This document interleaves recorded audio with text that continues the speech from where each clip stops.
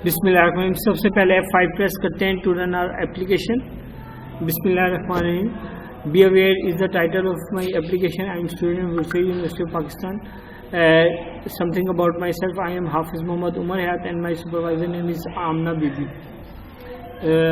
Be Aware is a web application which facilitates two types of user. Number one is admin and number two is user. Admin will monitor the whole application and manage the whole application as well. Admin जो है वो login करने के बाद अपनी application में जो है वो डिफरेंट कैटेगरीज को मैनेज कर सकते हैं। इवेंट्स यानी सोशल न्यूज़ इवेंट्स वगैरह को मैनेज कर सकते हैं। इसके अलावा वो डिफरेंट न्यूज़ वगैरह को भी देख सकते हैं और अगर कोई फेक न्यूज़ आती है तो उसको भी रोक सकते हैं उसके मुताबिक, और उसको जो है वो इंडिकेट कर सकते हैं यूज़र को कि आपने जो है ये किया था, और अगर आप नेक्स्ट टाइम भी फेक न्यूज़ भेजेंगे ऐसे तो हम आपको ब्लॉक कर सकते हैं। इसके अलावा मेल भी सेंड कर सकते हैं। जो सुपरवाइज़र हैं, जो हमारे एडमिन है, वो मेल भी सेंड कर सकते हैं। वीडियो प्रोसेस मॉडल हमने यूज़ किया इस एप्लीकेशन को बनाने के लिए, क्योंकि बाज़ औक़ात ऐसा होता है एक मॉडल जो है वो काफ़ी नहीं होता सॉफ्टवेयर डेवलप करने के लिए, तो हमें बाज़ औक़ात एक से ज़्यादा मॉडल्स की ज़रूरत पड़ती है। तो video process model is the combination of waterfall model as well as spiral model.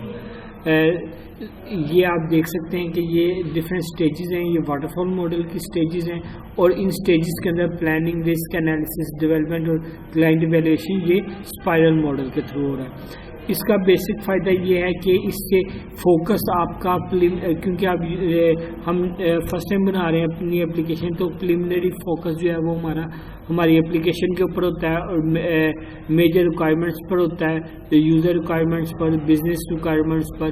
तो उस वजह से हमारी एप्लीकेशन जो है वो बेहतर बन सकती है, ठीक है। लेकिन इसका नुकसान क्या है कि ये क्लाइंट के पास इवैल्यूएशन में सबसे एंड में आएगी, और अगर ये एप्लीकेशन ठीक नहीं हुई तो इसके फेल होने के चांसेस बहुत ज़्यादा होते हैं। तो अगर ये फेल हो जाए तो इसके टाइम एंड रिसोर्सेज दोनों वेस्ट हो जाएंगे। जी, something about my use case diagram of this application. इसमें आप देख लें कि हमारी एप्लीकेशन के दो स्टेक होल्डर्स हैं या असल यूज़र जो हैं वो दो हैं, एक एडमिन है और दूसरा यूज़र है। ये जो बॉक्स में आपको नज़र आ रहा है ये एप्लीकेशन बाउंड्री है। यूज़र हमारी एप्लीकेशन को यूज़ करते हुए एडमिन जो है वो ये काम कर सकता है। ये एलिप्स में बने हैं, इनको यूज़ केस कहते हैं। मिसाल के तौर पे लॉगिन जो है ये यूज़र लॉगिन कर सकता है, न्यूज़ को मॉनिटर कर सकता है, व्यू ऑल न्यूज़ कर सकता है, मैनेज कैटेगरीज कर सकता है, मैनेज कैटेगरी के अंदर वो ऐड भी कर सकता है, व्यू, डिलीट, अपडेट, डिलीट, और उनको देख भी सकता है। इस तरह से सारी चीज़ें जो हैं ये की हुई हैं, ये एडमिन की हैं। और यूज़र जो है वो हमारी एप्लीकेशन को यूज़ करते हुए साइन अप करवा सकता है, प्रोफाइल देख सकता है, पब्लिश न्यूज़ कर सकता है, और दूसरे की मेल को देख सकता है, और किसी मेल को अगर उसे न्यूज़ उसे समझ आती है कि ये फेक है तो वो एडमिन को अवेयर भी कर सकता है। बिजनेस रूल्स एंड कैटलॉग्स वही हैं जो हमने पहले एक्सप्लेन किए थे कि हमारी एप्लीकेशन ये काम कर सकती है। फंक्शनल रिक्वायरमेंट्स जो इसकी हैं वो हमारी बिजनेस रिक्वायरमेंट्स भी हैं कि एडमिन ये काम करेगा, यूज़र हमारा ये काम करेगा। आर्किटेक्चरल डिज़ाइन डायग्राम जो है ये हमें बता रही है कि हमारी एप्लीकेशन का आर्किटेक्चर क्या है। इस एप्लीकेशन को डेवलप करने के लिए हमने 3 लेयर आर्किटेक्चर को इस्तेमाल किया। एप्लीकेशन लेयर हमारी फर्स्ट लेयर है जो यूज़र के साथ इंटरेक्ट करती है। एप्लीकेशन लेयर जो है वो क्या कहते हैं, यूज़र इसी से रिक्वेस्ट करता है, हमारी एप्लीकेशन से इसी से रिस्पॉन्स करता है। लेकिन इसकी बैक एंड पे हमने बिजनेस लेयर इस्तेमाल की है। तमाम कोडिंग जो है, बिजनेस लॉजिक्स जो है वो हमने इस लेयर में ऐड की है। C# जो पेज है जिसमें हमने C# में कोड लिखा है वो सारा बिजनेस लेयर में लिखा है। और तीसरी लेयर है डाटा लेयर, डाटा को स्टोर करने के लिए और डाटा को रिट्रीव करने के लिए, ताकि बाद में हम उसे बवक्त ज़रूरत इस्तेमाल कर सकें। हम लोग जो है वो डाटा लेयर इस्तेमाल करते हैं। डाटा लेयर के लिए मैंने SQL डेटाबेस मैनेजमेंट सिस्टम को यूज़ किया। ये हमारी शेड्यूल है कि हमने एप्लीकेशन इतने दिनों में जमा करवानी थी और SRS डॉक्यूमेंट वगैरह ये इतने दिनों में बनाना था। Sequence diagram is one of the important diagram. In this diagram सबसे पहले आप देख लें कि हम लोग सीक्वेंस डायग्राम कहते किसको हैं, ठीक है। सीक्वेंस डायग्राम हम एक जो यूज़ केस है, जैसे ये ऐड कैटेगरी का यूज़ केस है, इस यूज़ केस को काम करने के लिए कितने ऑब्जेक्ट की ज़रूरत है और वो टाइम के लिहाज से कैसे काम करेंगे। मिसाल के तौर पे यूज़र एक ऑब्जेक्ट है, ये आया, ये जो आपको वर्टिकल बार डॉटेड लाइन नज़र आ रही है, ये आपकी टाइम लाइन है, ठीक है। और ये बॉक्स जो है, ये आपको रेक्टेंगल बॉक्स जो नज़र आ रहा है, ये आपका एक्टिविटी बार है या प्रोसेस बार है। यूज़र आया, यूज़र ने आके सबसे पहले कैटेगरी ऐड की, किसमें? एडमिन था यूज़र, एडमिन फॉर्म के अंदर। एडमिन जो पेज है ना, GUI पेज, वो हमारा एडमिन है।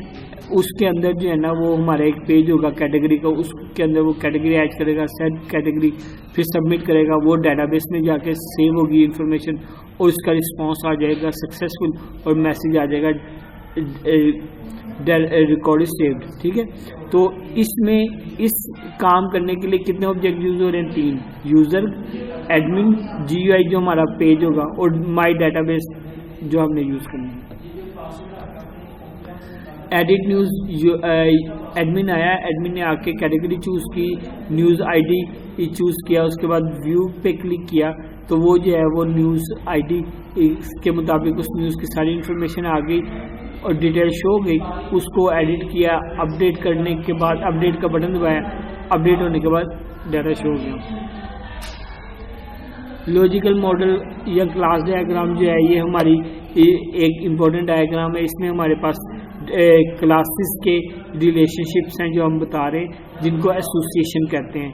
According to object oriented programming, association इसलिए जो है ना, वो उसकी 2 टाइप्स हैं बेसिक। एक है क्लास एसोसिएशन और दूसरी है object association. Class association is only implemented in term of inheritance, यानी कि इनहेरिटेंस की सूरत में ही क्लास एसोसिएशन होती है। लेकिन यहाँ पर जो है वो हमने क्लास एसोसिएशन नहीं की। आप देख सकते हैं यहाँ पे हमने इनहेरिटेंस नहीं की, यहाँ पर हमने की है ऑब्जेक्ट एसोसिएशन। ऑब्जेक्ट एसोसिएशन की 3 किस्में हैं, एक है एग्रीगेशन, एक है सिंपल एसोसिएशन और एक है कंपोजिशन।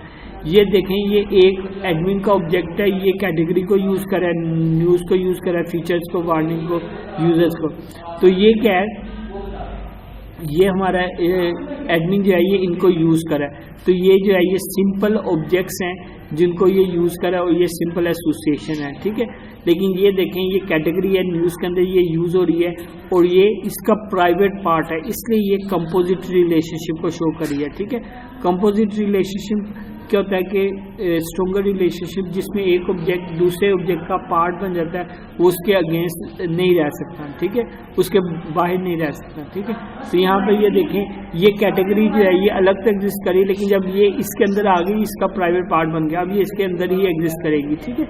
तो ये हमने कंपोजिट का रिलेशनशिप यूज़ किया।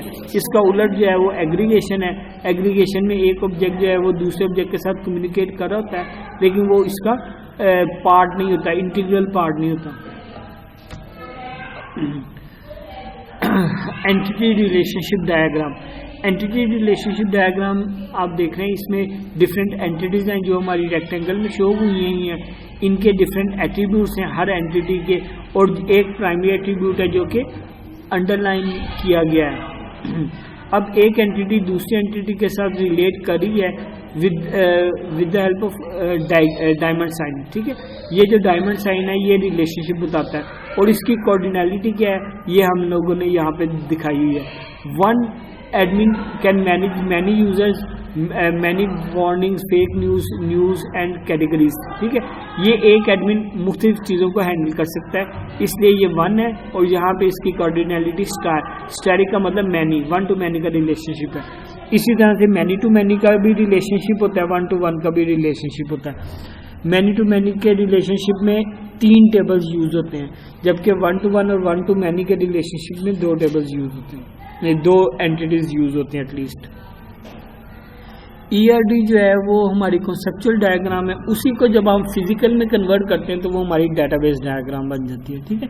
डेटाबेस नहीं बल्कि इसे कहेंगे रिलेशनल डेटाबेस, क्योंकि इसके अंदर डिफरेंट टेबल हैं, उनके हमने रिलेशनशिप को शो किया हुआ है, ठीक है। ये जो है ये एक एडमिन है। एडमिन जो है वो मैनेज करे डिफरेंट न्यूज़ को, कैटेगरीज को और यूज़र्स को। अब एक कैटेगरी में डिफरेंट न्यूज़ हो सकते हैं, इसलिए ये वन टू मैनी का रिलेशनशिप है। ये प्राइमरी की लगी है और ये वन है, दूसरी साइड पे जाके वो ये जो है इन्फिनिटी का साइन ये मैनी को शो करता है, वन टू मैनी का रिलेशनशिप है। प्राइमरी और फॉरेन की का रिलेशनशिप हमने बनाया हुआ है, एक टेबल की प्राइमरी की दूसरे टेबल में एज फॉरेन की यूज़ हो रही है, ठीक है। मज़ीद आप इसको एक्सप्लोर कर सकते हैं। और ये हमारी एप्लीकेशन का इंटरफेस है। टूल्स हमने VS Studio यूज़ किया है, ASP.NET, C# लैंग्वेज, डेटाबेस के लिए MS SQL और गूगल क्रोम और MS ऑफिस वगैरह भी यूज़ किए। उम्मीद करता हूँ आपको मेरी ये प्रेजेंटेशन पसंद आई होगी। मज़ीद मेरी वीडियोस देखते रहें, मेरा चैनल सब्सक्राइब करें। शुक्रिया।